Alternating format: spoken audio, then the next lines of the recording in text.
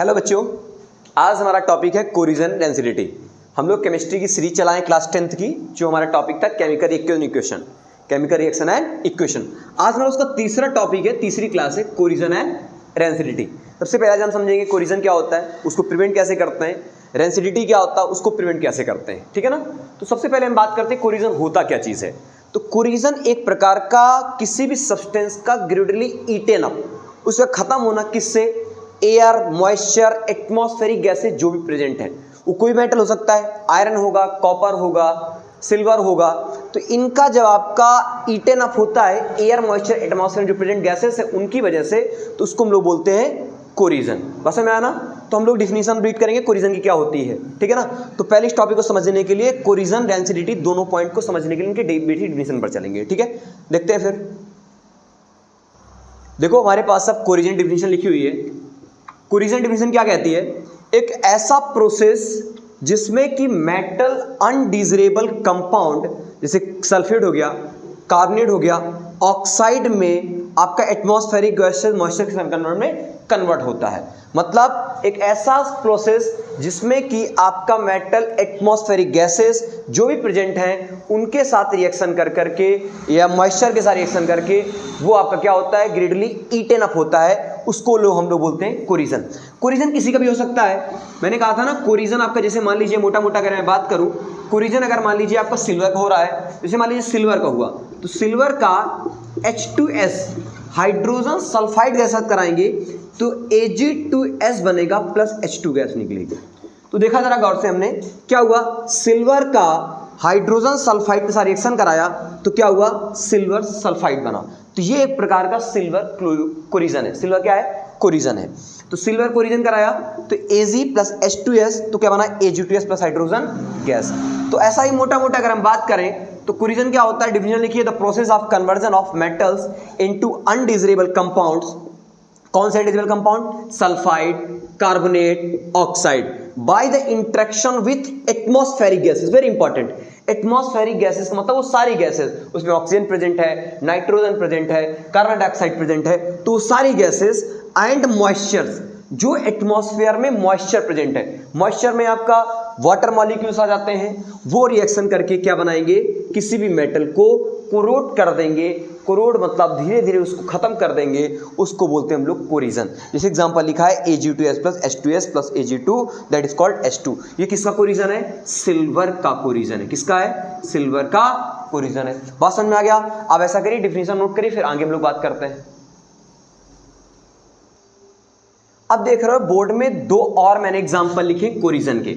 मतलब अगर कॉपर का कोरिजन होगा तो क्या होगा, जैसे मान लीजिए कॉपर है, कॉपर के साथ ये सारा का सारा एटमॉस्फेरिक से आया है। कहां से आया है, एटमॉस्फेरिक से आया है। मतलब CO2 gas, O2 gas, water liquid, ये एटमॉस्फेरिक मॉइस्चर है, मतलब एटमॉस्फेयर से। कहां से बेटा, एटमॉस्फेयर से। तो कॉपर का ये एटमॉस्फेयर की जो नीचे में पाया जा रहा CO2, O2, H2O रिएक्शन करेगा तो ये बनेगा, ये कॉपर का कोरिजन फॉर्मूला है, जिसको बोलते हैं बेसिक कॉपर कार्बोनेट, जो कि ग्रीन कलर का होता है। तो बेसिक कॉपर कार्बोनेट है। क्या है, basic copper carbonate, basic copper carbonate है, बेसिक कार्बोनेट। तो मतलब कॉपर का जब कोरिजन होगा तो कॉपर का कोरिजन के साथ साथ एटमॉस्फेरिक से CO2 मिलेगा, O2 और H2O मिल करके CO3.COH का whole twice basic copper carbonate, जो कि ग्रीन कलर का है। ये एक प्रकार का कॉपर का कोरिजन, कॉपर का क्या है, कोरिजन। इसी सेम फंडामेंटल में आयरन का भी कोरिजन होता है। किसका कोरिजन होता है, आयरन का। आयरन का Fe, आयरन का ये O2 कहां से आया है, एयर से आया है। कहां से आया है, एयर से। और ये वाटर मॉइस्चर से आया है। कहां से आया है, मॉइस्चर से। तो जब 2 मोल वाटर, 3/2 मोल ऑक्सीजन और x मोल वाटर रिएक्शन करेंगे तो आपका बनेगा Fe2O3.XH2।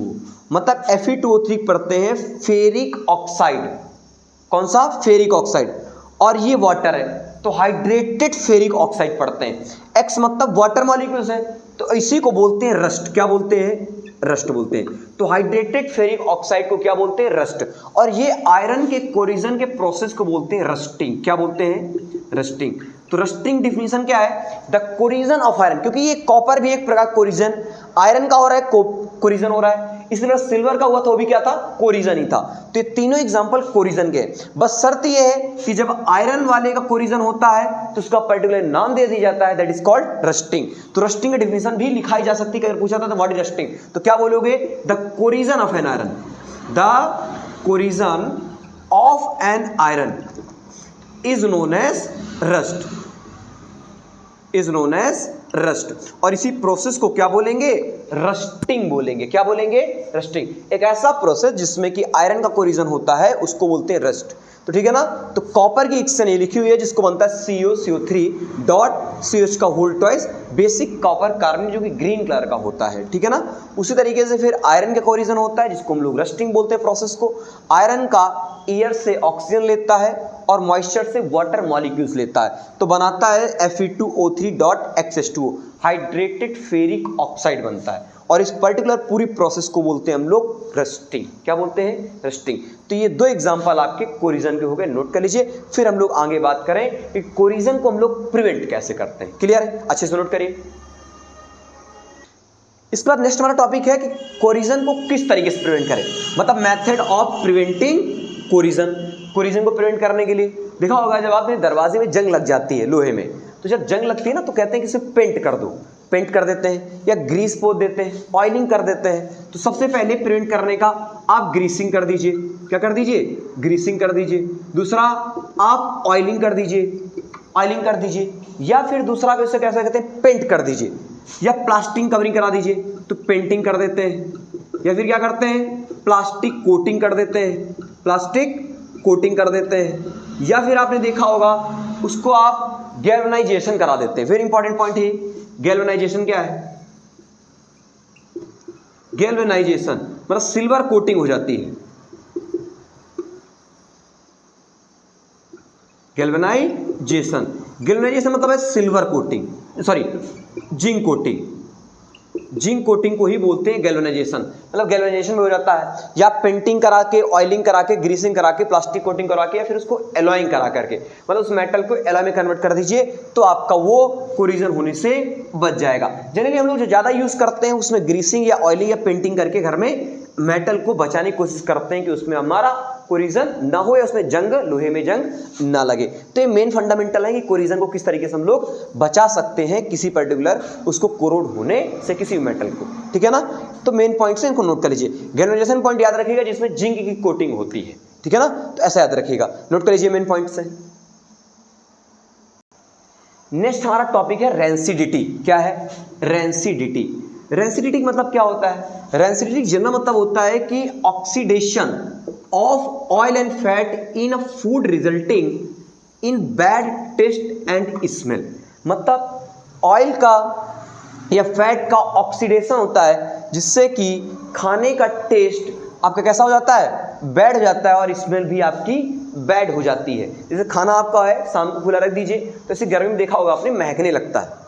या ब्रेड मोल्ट होते हैं उसको अब रख देते हैं, कहते नहीं फफूंदी पड़ गया, व्हाइट स्मेल आ जाता है, व्हाइट आ जाता है। तो इसका मतलब उसमें क्या हो गया है, जो भी इस फूड में ऑयल फैट रहा है उसका ऑक्सीडेशन हो गया है। तो जब ऑयल और फैट का ऑक्सीडेशन हो जाता है तो उससे होता क्या है, खाने का टेस्ट, खाना जैसे कहते हैं महकने लगा है, बदबू मारने लगा है, खराब हो गया है, तो वो चीज़ हो जाती है कि जब फैट और ऑयल का ऑक्सीडेशन होता है तो खाने का टेस्ट और स्मेल दोनों ही क्या हो जाते हैं, बैड हो जाते हैं, जिससे हम कहते हैं इसमें क्या हो गया, खाने का रेंसिडिटी हो गया है। तो अब तुमसे कहा जाता है खाने को रेंसिडिटी है तो उसको किस तरीके से प्रिवेंट किया जाए। तो नेक्स्ट टॉपिक हमारा रेंसिडिटी को प्रिवेंट कैसे करते हैं, इसको नोट के डेफिनेशन फिर आगे बात करें।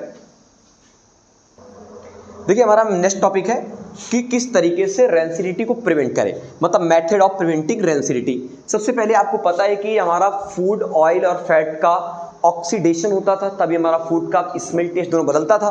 तो करना क्या है, जो ऑक्सीडेशन हो रहा है उसमें क्या करिए, एंटीऑक्सीडेंट ऐड कर दीजिए।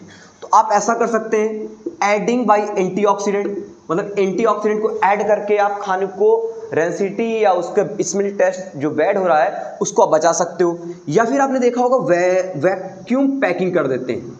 वैक्यूम पैकिंग क्या है, जैसे कुरकुरे आते हैं, कुरकुरों में भी आपके जितने भी कुरकुरे आते हैं, नमकीन आते हैं, उनमें ऑयल होता है, फैट होता है। तो आप क्या करिए, उसमें आप उसमें वैक्यूम पैकिंग कर दीजिए। और वैक्यूम पैकिंग मतलब उसमें नॉर्मल जो आप एयर भरते हैं उसको हटा करके उसमें आप नाइट्रोजन गैस पैकिंग कर देते हैं। कौन सी पैकिंग कर देते हैं, नाइट्रोजन गैस। देखा होगा आपने जितने कुरकुरे आप खाते हो उनमें हवा भरी होती है, तो हवा मतलब वो नॉर्मल एयर नहीं होती है, उस नॉर्मल एयर को हटा करके उसमें नाइट्रोजन पैकिंग कर देते हैं। तो ये वैक्यूम पैकिंग जिसमें नाइट्रोजन गैस भर दीजिए नॉर्मल एयर से, तो नाइट्रोजन गैस करती क्या है, खाने को लंबे समय तक आपके एंटीऑक्सीडेंट का काम करती है, मतलब उसको स्मेल और टेस्ट बैड नहीं होने देती, मतलब रेंसिडिटी होने से बचाती है, उसका इजीली ऑक्सीडेशन नहीं होने देती है। बात समझ में आ गया ना।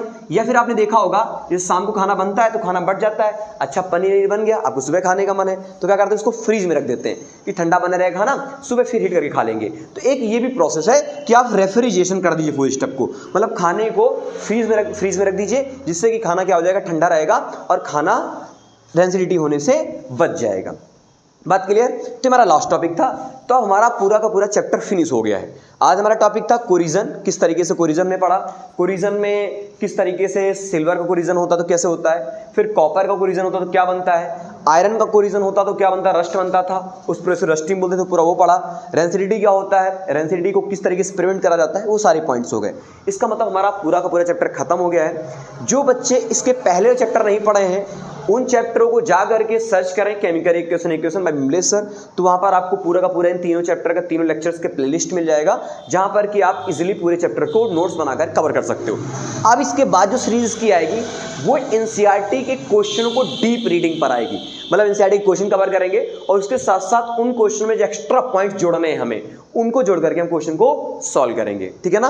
तो आप आराम से इस चैप्टर के पहले आप नोट्स बनाइए, तीन लेक्चर्स कंप्लीट करा मैंने, 3 लेक्चर्स को देखिए, उसके नोट्स बनाइए, फिर हम लोग इसके एनसीईआरटी के क्वेश्चन करेंगे, कुछ एक्स्ट्रा क्वेश्चन करेंगे, बैक ईयर क्वेश्चन करेंगे, तो आपको ये पता चल पाएगा ना जो हमने क्लास नोट्स में पढ़ा हुआ है वो कितना ज्यादा यूजेबल है एनसीईआरटी क्वेश्चन करने के लिए या फिर बैक ईयर क्वेश्चन करने के लिए। बात क्लियर ना। तो हमको पहले करना क्या, तीनों लेक्चर्स को बारी बारी देखना है, प्लेलिस्ट मिल जाएगी आपको टोटल यूट्यूब में, ठीक है, सर्च कर सकते हो, जा करके सर्च करिए पूरा कि किस तरीके से आपको केमिकल इक्वेशन पहला क्लास है, दूसरी क्लास हमारी टाइप्स ऑफ केमिकल रिएक्शन की और इक्वेशन की, और तीसरी क्लास हमारी कोरिजन रेसिडिटी की। तीनों क्लास नोट्स बनाइए, कंप्लीट करिए, फिर हम लोग एनसीईआरटी क्वेश्चन में नेक्स्ट क्लास मिलते हैं। तब तक के लिए आप बेस्ट ऑफ लक, बेहतरीन तरीके से पढ़िए, नोट्स बनाइए, आगे मिलते हैं फिर, ठीक है, नेक्स्ट चैप्टर में।